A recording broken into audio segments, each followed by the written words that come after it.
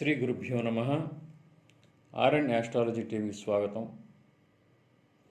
జాతక చక్రం చూడగానే మనం జాతకుడి యొక్క ఆయుర్దాయాన్ని నిర్ధారించాలి.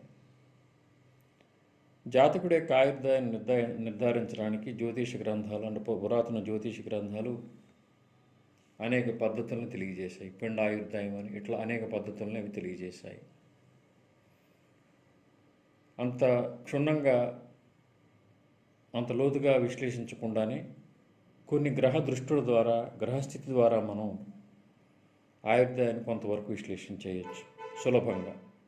ఇది అన్ని లగ్నాల వారికి వర్తిస్తుంది. ఏ లగ్నంలో జన్మించిన వారికైనా ఇప్పుడు చెప్పబోయే కాంబినేషన్స్ కనుక ఉన్నట్లయితే ఆ జాతకుడికి ఆయుర్దాయం బాగుంటుంది. నవగ్రహాల్లో ఆయుష్ కారకుడు శని. ఎవరి జాతక చక్రంలో అయితే శని బలంగా ఉంటాడు, ఉచ్చ స్థితిలో ఉంటాడు, మిత్రగ్రహాలతో కలిసి ఉంటాడు, శత్రుగ్రహాలకు దూరంగా ఉంటాడు, ఆ జాతకుడికి మంచి ఆయుర్దాయం ఉంటుంది. లగ్నం నుండి అష్టమ స్థానంలో శని ఉన్న, అష్టమ స్థానాన్ని శనిగ్రహం చూసిన, అలాగే తృతీయ స్థానంలో శని ఉన్న తృతీయ స్థానాన్ని శనిగ్రహం చూసిన ఆ జాతకుడికి మంచి ఆయుర్దాయం అనేది ఉంటుంది. ఆయుష్కారకుడు శని కాబట్టి అష్టమం ఆయు స్థానం కాబట్టి అష్టమం తృతీయ స్థానం కాబట్టి ఈ స్థానాల మీద శనిగ్రహ దృష్టి శనిగ్రహ స్థితి కనుక ఉన్నట్లయితే జాతకుడికి ఆయుర్దాయం బాగుంటుంది. అష్టమంలో శుభగ్రహాలు ఉన్నా కానీ జాతకుడికి మంచి ఆయుర్దాయం ఉంటుంది. ముఖ్యంగా గురు శుక్ర గ్రహాలు. అష్టమంలో గురు శుక్ర గ్రహాలు ఎవరో ఒకళ్ళున్నా గురుగ్రహం కానీ శుక్రగ్రహం కానీ అష్టమ స్థానాన్ని చూసిన ఆ జాతకుడికి మంచి ఆయుష్ అనేది ఉంటుంది. ముఖ్యంగా 3 గ్రహాలు మనం గమనించాలి.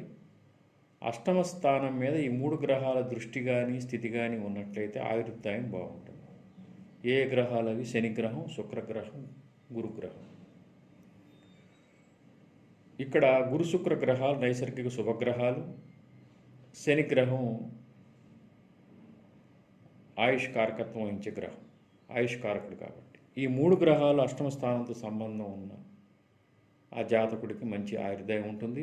అష్టమాత్ భావమైన తృతీయంపై కూడా ఈ 3 గ్రహాల సంబంధం దృష్టి స్థితి ఉన్నా కానీ ఆయుష్ బాగుంటుంది. అంటే అష్టమ స్థానాన్ని గురుడు చూసినా, శుక్రుడు చూసినా, శనిగ్రహం చూసినా, అదేవిధంగా తృతీయ స్థానాన్ని ఈ 3 గ్రహాలు చూసినా ఆయుర్దాయం అనేది జాతకుడికి బాగుంటుంది. ఇక లగ్నాధిపతి స్థితిని బట్టి మనం కూడా పరిశీలించి చెప్పచ్చు. లగ్నాధిపతి స్థితి వర్గోత్తమం కనుక అయినట్లయితే మంచి ఆయుర్దాయం ఉంటుంది. వర్గోత్తమం అంటే మీకు తెలుసు, రాశి చక్రంలో నవాంశ చక్రంలో ఒకే రాశిలో ఉండటం. ఇప్పుడు ఉదాహరణ సింహ లగ్నం తీసుకోండి. లగ్నాధిపతి రాశి చక్రంలో ధనుసు రాశిలో రవి ఉన్నాడు అనుకో. లగ్నాధిపతి రవి రాశి చక్రంలో ధనుసు రాశిలో ఉన్నాడు అనుకుందాం. నవాంశలో కూడా రవి ధనుసు రాశిలో కనుక ఉన్నట్లయితే దాని వర్గోత్తమ స్థితి అంటారు. లగ్నాధిపతికి వర్గోత్తమ స్థితి కనుక కలిగినట్లయితే మంచి ఆయుర్దాయం ఆయుష్ బాగుంటుంది. ఆయుర్దాయం బాగుంటుంది, ఆరోగ్యం కూడా బాగుంటుంది. అలాగే లగ్న స్థానానికి కూడా వర్గోత్తమ స్థితి కలిగితే జాతకుడికి మంచి ఆయుర్దాయం అనుగ్రహించబడుతుంది. ఇక్కడ మీరు గమనించండి, లగ్న స్థానం అంటే ఇప్పుడు మేష లగ్నం అయింది అనుకుందాం. రాశిలో అంశలో కూడా లగ్నం మేషమే కనుక అయినట్లయితే ఆ లగ్నం వర్గోత్తమ స్థితి పొందినట్లే. ఈ విధంగా ఉన్నా కానీ జాతకుడికి మంచి ఆయుర్దాయం అనేది ఉంటుంది. ఇక లగ్నాధిపతి లగ్నం ఇద్దరు కనుక వర్గోత్తమ స్థితి పొందినట్లయితే మంచి ఆయుర్దాయం జాతకుడికి అనుగ్రహించబడుతుంది. ఇక లగ్నం నుంచి అష్టమాధిపతి వర్గోత్తమ స్థితి పొందిన ఉచ్చులో ఉన్నా కానీ మంచి ఆయుర్దాయం అనేది జాతకుడికి అనుగ్రహించబడుతుంది. ఈ చెప్పే పాయింట్స్ మీరు గమనించినట్లయితే అర్థమవుతుంది, గుర్తుపెట్టుకోండి బాగా. ఈ లగ్నానికి కేంద్ర కోణాల్లో కనుక నైసర్గిక శుభగ్రహాలు కనుక ఉన్నట్లయితే జాతకుడికి ఆయుర్దాయం బాగుంటుంది, తృప్తికరమైన ఆయుర్దాయం అనేది ఉంటుంది. ఇక లగ్నాధిపతి కూడా కేంద్ర కోణాల్లో ఉండి లగ్న అష్టమ తృతీయాధిపతులు కనుక కేంద్రాల్లో కనుక ఉన్నట్లయితే లేదా కోణాలు కనుక ఉన్నట్లయితే ఆ జాతకుడికి మంచి ఆయుర్దాయం అనుగ్రహించబడుతుంది. అంటే తృప్తికరమైన ఆయుర్దాయం అనేది అనుగ్రహించబడుతుంది.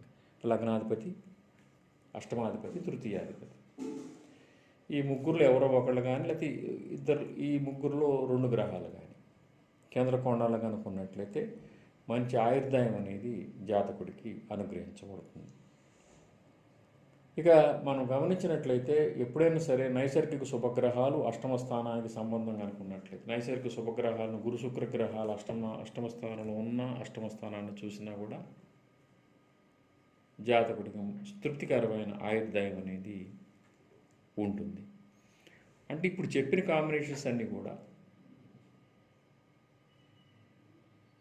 తృప్తికరమైన ఆయుర్దాయాన్ని తెలియజేస్తాయి. ఇంకా డీప్గా ఆయుర్దాయం ఎన్ని సంవత్సరాలు ఎన్ని నెలలు ఉంటారంటే మనం ఇతర అంశాలను పరిగణలో తీసుకోవాలి. వేరే చక్రాలు మనం రాసుకోవాలి. పిండ ఆయుర్దాయాన్ని క్యాలిక్యులేట్ చేసుకోవాలి. అట్లా కాకుండా జాతక చక్రం చూడగానే వెంటనే చెప్పగల కాంబినేషన్స్ ఇవి. ఆయుర్దాయం తృప్తికరంగా ఉందా, అర్ధాయుష్ కూడా, లేదా చిన్న వయసులోనే ఇబ్బంది అవుతుందా, ఇటువంటి తెలుసుకోవాలంటే ఇప్పుడు చెప్పిన ఈ కొన్ని పాయింట్స్ మనం దృష్టిలో కనుక పెట్టుకున్నట్లయితే తృప్తికరమైన ఆయుర్దాయం ఒక నిర్ధారణకు రావడానికి ఇప్పుడు ఈ వీడియో మనకి ఉపయోగపడుతుంది. ఇంకోటి ఏంటంటే గురుగ్రహం మిత్రగ్రహాలతో కలిసి ఉన్న గురుగ్రహం వచ్చే స్థితి పొందిన ఏ లగ్నంలో జన్మించిన వారికైనా సరే గురుగ్రహానికి రాహు దగ్గరలో లేకపోయినా కానీ జాతకుడికి తృప్తికరమైన ఆయుర్దాయం ఉంటుంది.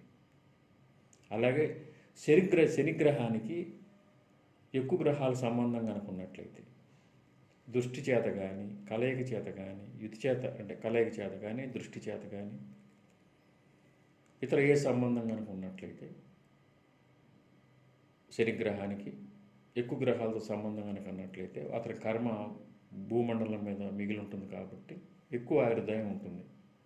అతని కర్మను పూర్తి చేసుకోవడానికి ఎక్కువ ఆయుర్దాయం అనుగ్రహించబడుతుంది. అంటే గురుగ్రహం శుభగ్రహాలతో ఉండి రాహుకు దూరంగా ఉన్నా, శనికి ఎక్కువ గ్రహాలతో సంబంధం ఉండి కేతు గ్రహానికి దూరంగా ఉన్నా కానీ ఇది ఏ లగ్నంలో జన్మించిన వారికి వర్తిస్తుంది. ఈ కాంబినేషన్ జాతకుడికి తృప్తికరమైన ఆయుర్దాయం ఉంటుందని మనం చెప్పచ్చు. ఇప్పుడు చెప్పిన కాంబినేషన్స్ జాగ్రత్తగా వినండి. ఈ కాంబినేషన్స్ వల్ల జాతకుడికి తృప్తికరమైన ఆయుర్దాయం ఉంటుందా లేదా అని తెలుసుకోవచ్చు.